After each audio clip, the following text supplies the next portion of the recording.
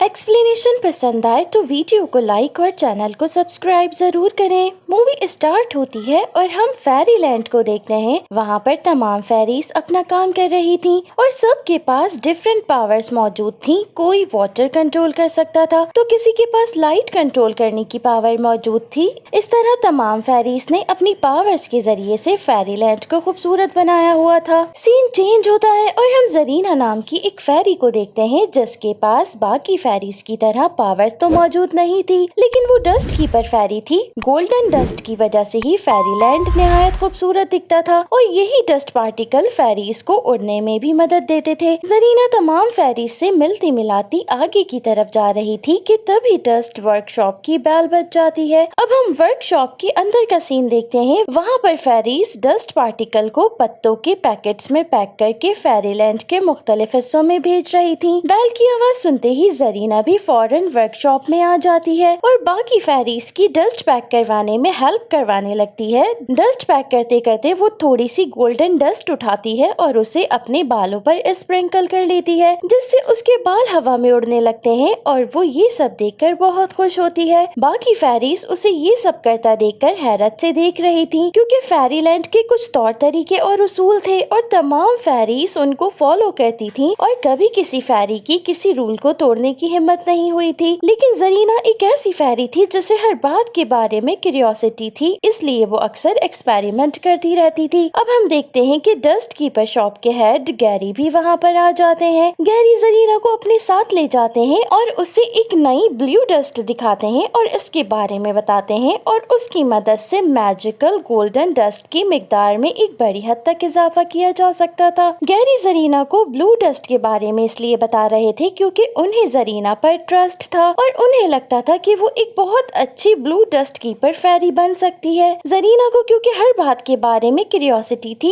इसलिए वो गैरी से पूछती है कि डस्ट पार्टिकल गोल्डन कलर के क्यों होते हैं, वो ब्राउन, ब्लैक या पर्पल क्यों नहीं होते। उस पर गैरी उसे समझाते हैं कि हम किसी भी चीज पर एक्सपेरिमेंट नहीं कर सकते क्योंकि ऐसा करना डेंजरस साबित हो सकता है। लेकिन जरीना गैरी की बातों पर बिल्कुल भी तवज्जो नहीं देती और वो अपने बैंगल को गोल्डन डस्ट में डिप करके उसके ऊपर चंद बूंदे ब्लू डस्ट की गिरा लेती है, जिसकी वजह से बैंगल में मैजिक पावर पैदा हो जाती है और वो इधर उधर उड़ने लगता है और वो गैरी के चेहरे से टकराता है। गैरी ये सब देखकर गुस्से में आ जाते हैं और वो जरीना को डांटकर आइंदा ऐसा करने से मना करते हैं। इसके बाद जरीना अपने घर आ जाती है और वो बहुत ज्यादा अपसेट हो रही थी क्योंकि उसका आज तक कोई भी एक्सपेरिमेंट कामयाब नहीं हुआ था और वो एक बुक खोलकर पढ़ने लगती है, लेकिन उसका पढ़ने में भी दिल नहीं लगता और वो बुक बंद कर उस पर हेड डाउन कर लेती है। तभी उसके बालों में मौजूद एक डस्ट पार्टिकल उसके बालों से निकलकर उसके बुक पर गिरता है और उसके जहन में एक आइडिया आता है और वो ब्लू डस्ट और गोल्डन डस्ट की मदद से एक ऐसी मैजिकल डस्ट बनाती है जिसकी मदद से वो लाइट को कंट्रोल कर सकती थी और ये काम लाइट कंट्रोल करने वाली फेरी का था जिसे अब वो भी कर सकती थी। ये सब देखकर वो बहुत खुश हो रही थी। अब वो अपनी फ्रेंड टिंकरबेल को भी अपने घर ले आती है और अब वो दोनों मिलकर डिफरेंट एक्सपेरिमेंट करने लगती हैं और वो एक्सपेरिमेंट कर करके डिफरेंट कलर की डस्ट बना रही थी। टिंकरबेल ये सब देखकर बहुत हैरान हो रही थी क्योंकि फेरीलैंड में हर फेरी का डिफरेंट कलर था और उस कलर के अकॉर्डिंग उसके पास डस्ट मौजूद थी और वो जो डस्ट बना रही थी वो उन फेरीज के बराबर ही ताकतवर थी। टिंकरबेल ये सब देखकर घबरा रही थी और वो जरीना को ये सब स्टॉप करने को कहती है, लेकिन जरीना टिंकरबेल की बातों पर बिल्कुल तवज्जो नहीं देती और वो पिंक डस्ट का बॉल उठाकर ले जा रही थी। तभी वो छूटकर एक पौधे के ऊपर गिर जाता है और वो पलक झपकते ही जाइंट साइज का हो जाता है और वो जरीना के घर के साथ साथ डस्ट वर्कशॉप को भी डिस्ट्रॉय कर देता है। गैरी को ये सब देखकर बहुत गुस्सा आ रहा था और अब वहाँ पर तमाम फेरीज इकट्ठी हो जाती हैं और क्वीन क्लैरिन भी आ जाती हैं। गैरी कहते हैं कि जरीना का फेरीलैंड में रहना बिल्कुल भी ठीक नहीं क्योंकि वो फेरीलैंड के लिए बहुत डेंजरस साबित हो सकती है, इसलिए वो उसे वहाँ से चले जाने को कहते हैं। जरीना गैरी की बातों से बहुत अपसेट होती है और वो अपना सारा सामान उठाकर रोती हुई वहाँ से चली जाती है। सीन चेंज होता है और हम एक साल के बाद का सीन देखते हैं। हम फेरीलैंड को देखते हैं जहाँ पर एक इवेंट का इनेकाद किया गया था और उसे देखने के लिए विंटर फेरीज भी आई हुई थी और वहाँ पर तमाम फेरीज का क्राउड मौजूद था और टिंकरबेल भी वहाँ पर मौजूद तमाम फेरीज को देख रही थी। वो भी आज अपनी फ्रेंड्स के साथ मिलकर निकलकर परफॉर्मेंस पेश करने वाली थी। प्रोग्राम के स्टार्ट में विंटर फेरी की परफॉर्मेंस पेश की जाती है। इसके बाद हम प्लैंक नाम के विंटर फेरी को देखते हैं जो अपनी फ्रेंड बॉबल के साथ प्रोग्राम देखने आया था, लेकिन उसके पेट में कुछ गड़बड़ हो जाती है और वो वॉशरूम चला जाता है। सब विंटर फेरीज की परफॉर्मेंस देखकर खुश हो रहे थे कि तभी वहाँ पर जरीना आ जाती है और वो स्टेडियम के चारों तरफ पिंक कलर के जॉइंट फ्लावर्स को स्पॉन कर देती है और उन पिंक फ्लावर में से डस्ट निकलकर तमाम लोगों पर गिरना स्टार्ट हो जाती है जो कि शो देखने आए थे। तमाम लोग किंग और क्वीन ये सब देखकर बहुत खुश होते हैं, लेकिन रोजीटा फेरी को कुछ शक हो जाता है कि जरूर कुछ न कुछ गड़बड़ है, इसलिए वो तमाम फेरीज को लेकर एक बॉक्स के अंदर छुप जाती है। पिंक डस्ट की वजह से सारी फेरीज और तमाम लोग गहरी नींद सो जाते हैं और जरीना इस सब का फायदा उठाकर डस्ट वर्कशॉप से ब्लू डस्ट चुराकर वहाँ से चली जाती है। प्लैंक जब वॉशरूम से आता है तो वो देखता है कि तमाम फेरीज गहरी नींद सोई हुई हैं। अचानक उसे एक बॉक्स में से कुछ फेरीज के चिल्लाने की आवाज आती है। प्लैंक उन तमाम फेरीज को उस बॉक्स में से आजाद कर देता है। बाहर निकलकर वो तमाम फेरीज को सोया हुआ देखकर बहुत हैरान और परेशान हो जाते हैं। उनका शक सीधा जरीना की तरफ जाता है कि जरूर उसने ब्लू डस्ट चुराने के लिए कोई ना कोई गड़बड़ की है, इसलिए वो तमाम डस्ट वर्कशॉप जाते हैं और देखते हैं कि ब्लू डस्ट का बॉक्स खाली पड़ा है और जरीना तमाम डस्ट चुरा कर ले जा चुकी है। अब फेरीज ये सब देखकर बहुत डर जाती हैं क्योंकि ब्लू डस्ट के ना होने की वजह से अब वो लोग गोल्डन डस्ट तैयार नहीं कर सकते थे और अब कोई फेरी उड़ नहीं पाएगी क्योंकि तमाम फेरीज गोल्डन डस्ट की मदद से ही उड़ सकती थी। ये देखकर इरिडेसा तमाम फेरीज को काम करने की कोशिश करती है। प्लैंक उन्हें बताता है कि उसने जरीना को नदी की तरफ जाते देखा है। टिंकरबेल प्लैंक को तमाम सोई हुई फेरीज का ख्याल रखने का कहकर बाकी तमाम फेरीज को लेकर नदी की तरफ निकल पड़ती है ताकि जरीना का पीछा कर सके। थोड़ी दूर जाकर उन्हें जरीना नजर आती है और ये सब उसको फॉलो करती हैं, लेकिन वो फुल स्पीड में उड़ रही थी और ये लोग उसको नहीं पकड़ पाती। और फिर जरीना एक छोटी सी बोट में बैठकर पायरेट की बड़ी सी शिप की तरफ निकल पड़ती है। जरीना को पायरेट की शिप में देखकर टिंकरबेल को फील होता है कि जैसे पायरेट्स ने जरीना को कैद कर लिया है, इसीलिए जरीना ने ब्लू डस्ट चुराई होगी। ये सोचकर तमाम फेरीज जरीना की हेल्प करने के लिए बोट पर पहुंच जाती हैं, लेकिन यहाँ पर रिवील होता है कि पायरेट ने जरीना को किडनैप नहीं किया बल्कि वो तो खुद पायरेट्स की कैप्टन है। ये देखकर तमाम फेरीज अपसेट हो जाती हैं और वो जरीना और पायरेट से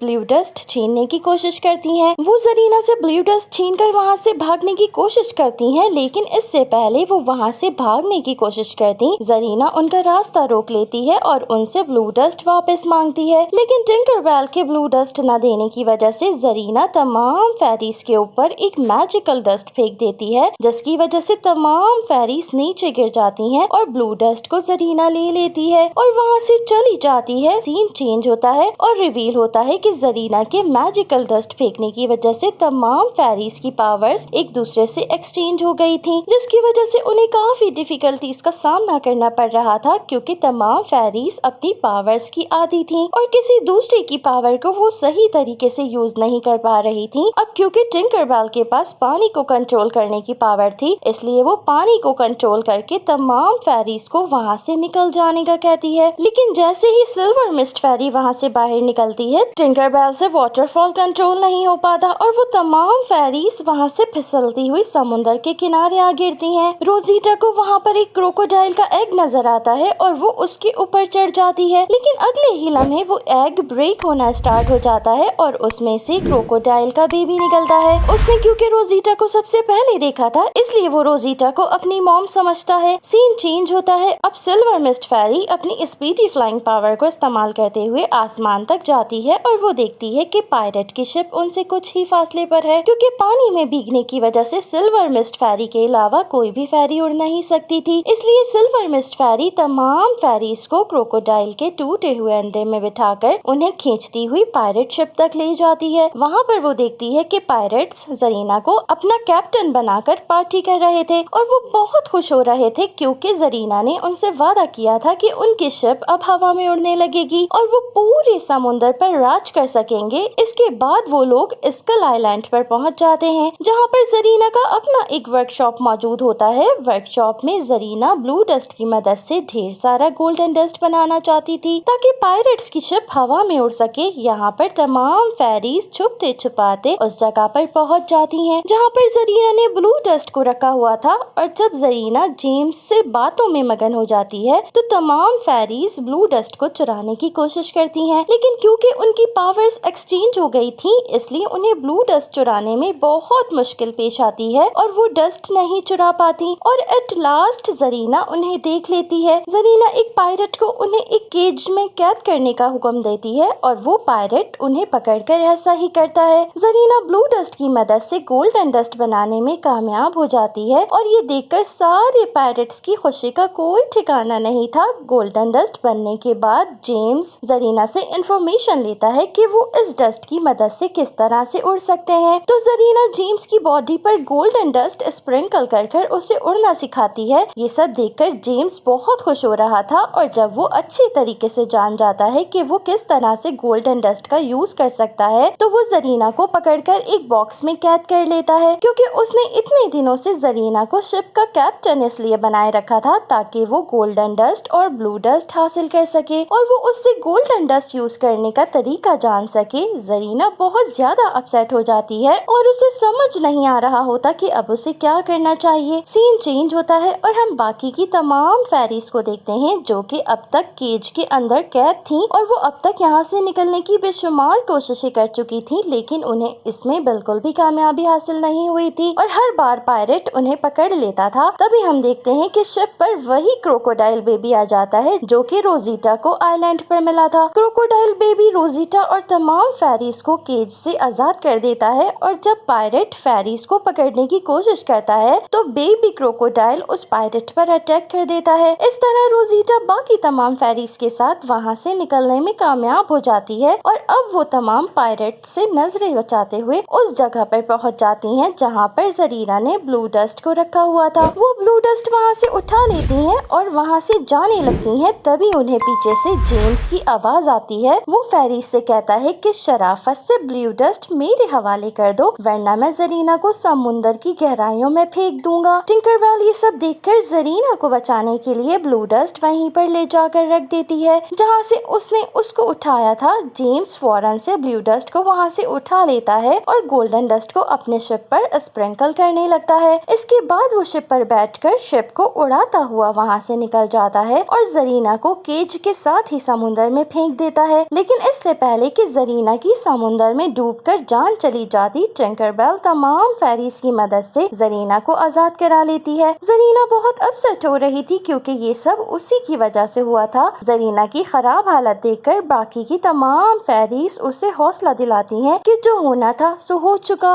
इसके बाद तमाम फेरीज दोबारा से जेम्स की शिप पर पहुंच जाती हैं ताकि वो ब्लू डस्ट को हासिल कर सकें। यहाँ पर फेरीज और पायरेट्स के दरमियान में जबरदस्त फाइट स्टार्ट हो जाती है, लेकिन क्योंकि फेरीज साइज में बहुत छोटी थी इसलिए वो पायरेट्स का अच्छे से मुकाबला नहीं कर पा रही थी। लेकिन फिर भी तमाम फेरीज पायरेट से अच्छे से मुकाबला कर रही थी और जरीना जेम्स से फाइट करके उससे ब्लू डस्ट हासिल करने की कोशिश कर रही थी और रोजीटा भी क्रोकोडाइल बेबी पर बैठकर पायरेट्स का मुकाबला कर रही थी। इसके बाद तमाम फेरीज मिलकर शिप के लंगर को नीचे लटका देती हैं और सिल्वर मिस्ट फेरी अपनी पावर की मदद से समुद्र के अंदर से मोटी मोटी समुद्री बेलें निकालकर लंगर में बांध देती है, जिसकी वजह से शिप एक तरफ लटक जाती है। लेकिन जेम्स बहादुरी का मुजाहिरा करते हुए टार्जन की तरह उन बेलों को काट देता है और इसी दौरान वो जगह जहाँ पर तमाम फेरीज मौजूद होती हैं एक कपड़ा गिर जाता है, जिसकी मदद से पायरेट्स फेरीज को कैद कर लेते हैं। लेकिन तभी जरीना शिप का पतवार खोल देती है, जिसकी वजह से जेम्स तमाम पायरेट्स और गोल्डन डस्ट समेत समुद्र में गिर जाता है और जरीना इस तरह ब्लू डस्ट को हासिल कर लेती है। लेकिन इससे पहले जरीना बाकी तमाम फेरीज के साथ वहाँ से निकल जाती, जेम्स वहाँ पर उड़ता हुआ आ जाता है क्योंकि गोल्डन डस्ट के उसके ऊपर गिरने की वजह से उसके अंदर उड़ने वाली पावर्स आ गई थी और इस तरह जेम्स जरीना से दोबारा से ब्लू डस्ट हासिल कर लेता है। लेकिन तभी जरीना की नजर शिप पर पड़े एक ब्लू डस्ट के पार्टिकल पर पड़ती है और वो उसे उठाकर जेम्स के ऊपर उछाल देती है, जिसकी वजह से जेम्स की बॉडी पर गोल्डन डस्ट की क्वांटिटी बढ़ने लगती है और वो निहायत तेजी के साथ इधर उधर उड़ना शुरू हो जाता है और वो अपने आप को बिल्कुल भी कंट्रोल नहीं कर पा रहा था। इसके बाद जरीना तमाम फेरीज को आजाद कर देती है और उनकी मदद से जेम्स की बॉडी पर लगे गोल्डन पार्टिकल्स को भी साफ कर देती है, जिसकी वजह से अब उसके उड़ने की पावर पावर खत्म हो चुकी थी। जरीना और बाकी की तमाम फेरीज जेम्स से ब्लू डस्ट ले लेती हैं और वो जेम्स और तमाम पायरेट्स को समुद्र में छोड़कर उनकी शिप में बैठकर उड़ती हुई वहाँ से चली जाती हैं। नेक्स्ट सीन में हम फेरीलैंड को देखते हैं जहाँ पर मौजूद सारे लोग अभी तक सो रहे थे। अब जरीना गोल्डन डस्ट की मदद से तमाम लोगों को जगा देती है। गैरी जरीना को फेरीलैंड में देखकर बहुत खुश होते हैं।